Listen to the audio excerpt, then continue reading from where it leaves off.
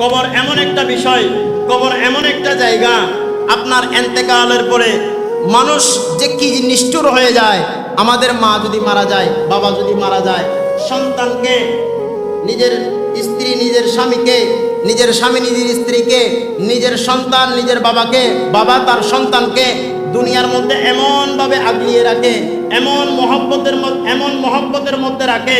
কিন্তু এন্তেকালের পর যখন জানাজার সময় হয়ে যায়, দাফনের যখন সময় হয়ে যায়, এরপর এক মুহূর্ত রাখতে কোনো বান্দা রাজি হয় না। জোরে বলেন ঠিক কিনা?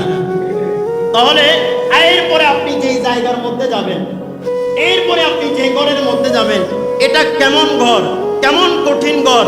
আপনি এখান থেকে বিদেশ গেলে, প্রবাসে গেলে, আপনাকে আমাকে রিসিভ করার জন্য, ডান বাম দেখিয়ে দেওয়ার জন্য, সামনে পিছ জানার জন্য, ভালো মন্দ তদারকি করার জন্য অনেক বন্ধু বান্ধব আত্মীয় স্বজন থাকে। আমি এখান থেকে যেখানে যাই না কেন, কোনো বান্দার প্রয়োজন হয়, কোনো বন্ধুর প্রয়োজন হয়। কিন্তু কবরে যখন যাবেন, ওই একলা ঘর, ওই কঠিন ঘর, ওই মুসিবতের ঘর, এই ঘরের মধ্যে কোন বন্ধু পাবে?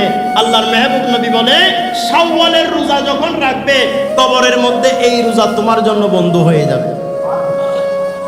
আল্লাহ আমাদেরকে বুঝার তৌফিক দান করেন। মানুষ যখন মারা যায়, আল্লাহ মানুষের যখন মৃত্যু দান করে, ওই বান্দা বুঝতে পারে, ওই বান্দা যখন ওই বান্দার কাছ থেকে রূহ কব্জ হয়ে যায়, রূহ যখন চলে যায়, ওই বান্দার শরীরের মধ্যে যত সিস্টেম আছে, আল্লাহ যত নিয়ামত আছে, এক একটা নিয়ামত এক এক দিকে চলে যায়। প্রথম আপনার শরীরের মধ্যে, আমার শরীরের মধ্যে প্রথম নিয়ামত হলো রূহ।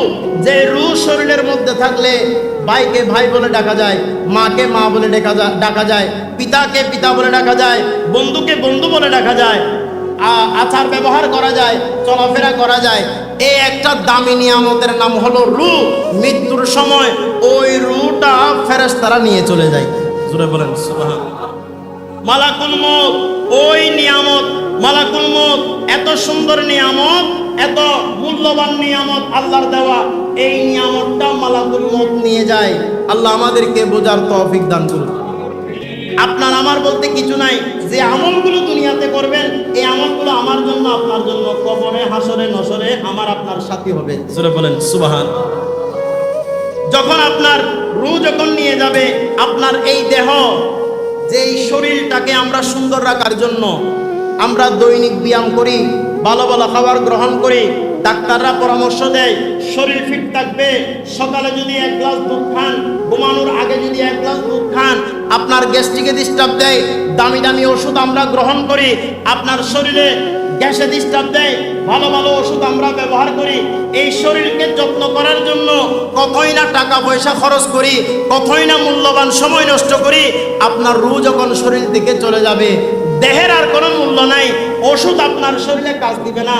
যখন এই দেহ কবরে রাখা হবে, এই দেহটা কীট পতঙ্গ গ্রহণ করবে, কীট পতঙ্গ খেয়ে ফেলবে।